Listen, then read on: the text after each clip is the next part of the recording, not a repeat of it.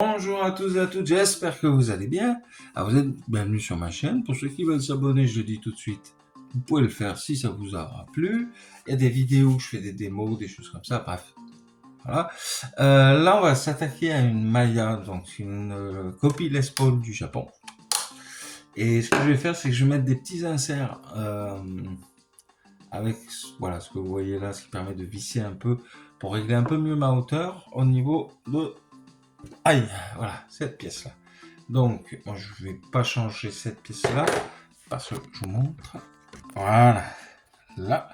Donc, je vais faire sauter ce truc-là, ici, et je vais changer ces petits trucs qui, vous voyez, les patins là, qui roulent. Ça, il faut y aller fort pour régler et c'est très chiant. Donc, je vais virer ça. Je vais rajouter, donc, comme vous voyez, il y a des trous. J'ai absolument aucune vis qui rentre dedans, ce qui est un peu embêtant. Donc, je vais changer les inserts pour avoir des petits inserts avec des vis. Toutes ces pièces sur Amazon, sur Temu, etc. Alors, pas la partie la plus intéressante que je vais faire, donc du coup, je vais desserrer les cordes et je devrais avoir assez de place pour faire ce que j'ai à faire. Du coup, mettre cette pièce à la place de l'ancienne. Bah go, je mets pause et je vous reprends après. Alors, c'est quelque chose de très simple. J'ai déjà enlevé ces petits morceaux. Alors, vous avez ça.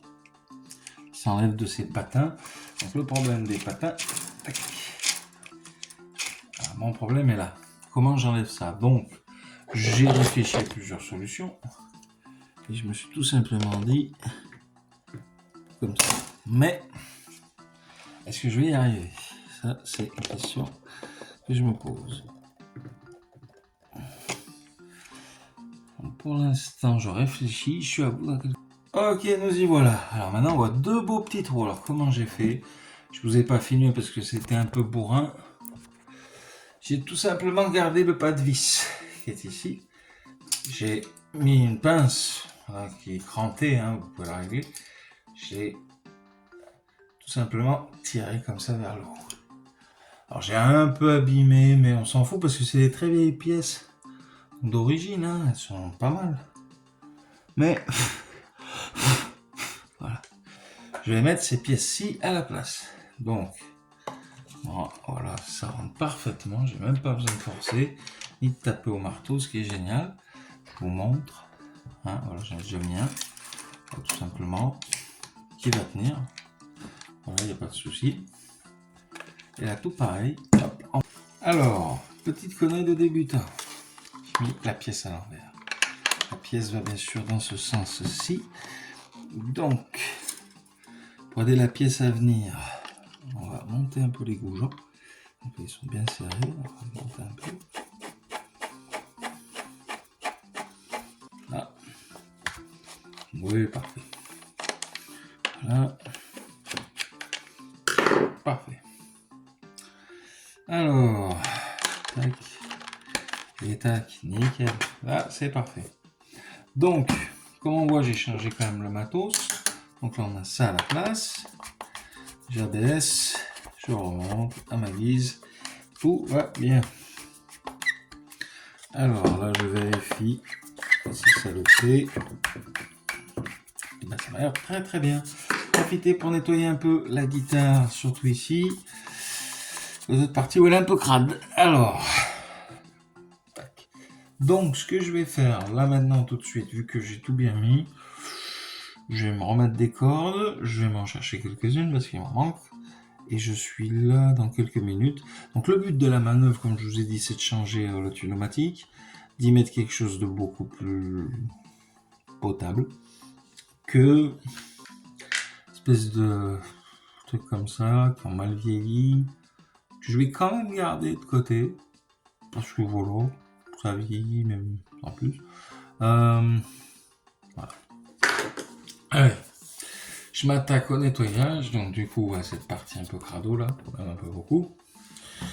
Et puis après, bah, je vous montre la guitare dans son ensemble. A tout de suite. Je reprends un peu la caméra, du coup. J'en étais où? Oui, je vous ai dit que j'avais monté le truc à l'envers, que je l'ai remis à l'endroit. Voilà, je fais des conneries, mais c'est pas grave. L'intonation est censée être à peu près juste. Je vérifierai ça après. L'intonation se joue. Tac. Là, vous voyez pas très bien. Voilà. Boum. Sur les petites vis ici.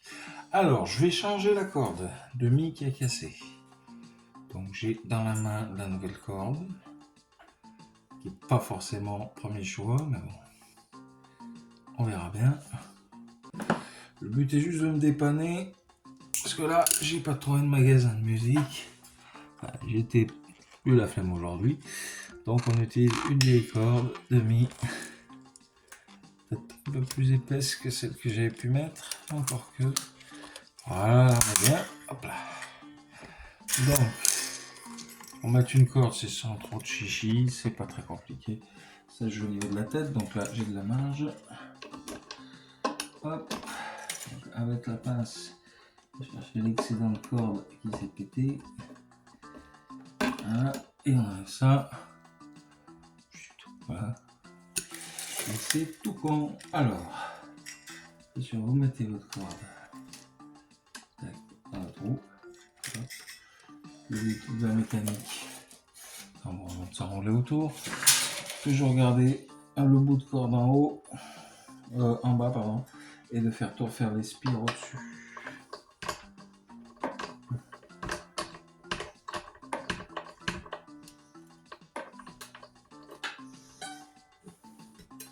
Okay.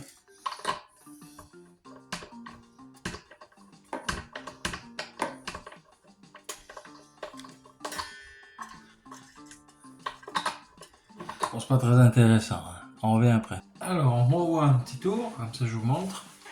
Voilà, donc la guitare est nickel. La hauteur, j'ai pu la régler convenablement.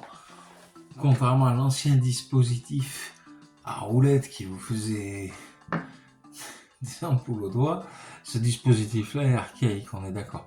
Donc quand vous avez une vieille guitare des années 60 ou 70 ou 80, bref, une vieille guitare entre les mains, si c'est du made in Japan ou coréen, ça vaut le coup de changer les inserts comme je viens de faire. Ça gagne en précision, ça gagne surtout en ajustement, ça j'ajuste beaucoup plus facilement grâce à un tournevis. Ce qui fait qu'on a une hauteur de corde très raisonnable et elle ne frise pas. Et puis pour le côté des graves, hop, voilà, un peu plus haute bien entendu. Après il faut gager que c'est une guitare qui reste quand même assez ancienne et fragile, mais du coup je me fais la main dessus depuis un moment et j'ai de bons résultats à chaque fois. Je suis parti de quasiment rien avec cette guitare, c'est-à-dire qu'il manquait tout ce qui était à Castille, j'y manquait. Il y avait justement ce truc un peu archaïque que je comptais changer un jour, et au final c'était pas si difficile à extraire du bois, et ce que j'ai mis, il tient très très bien ma foi, et ça m'a l'air d'être du costaud. Donc voilà la bête. Je vais vous la faire écouter. Alors on passe au test du coup de la guitare.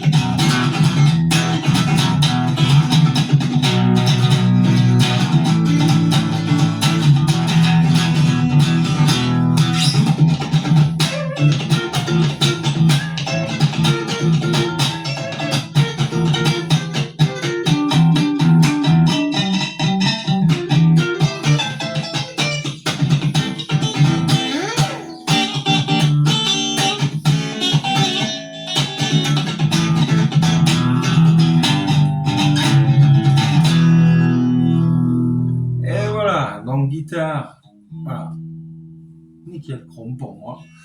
J'ai changé une frette là-dessus et j'en changerai peut-être une seconde sur celle-ci parce qu'il y avait quelques frettes qui avaient vieilli. Pensez bien une guitare des années 60, 70 ou même 80.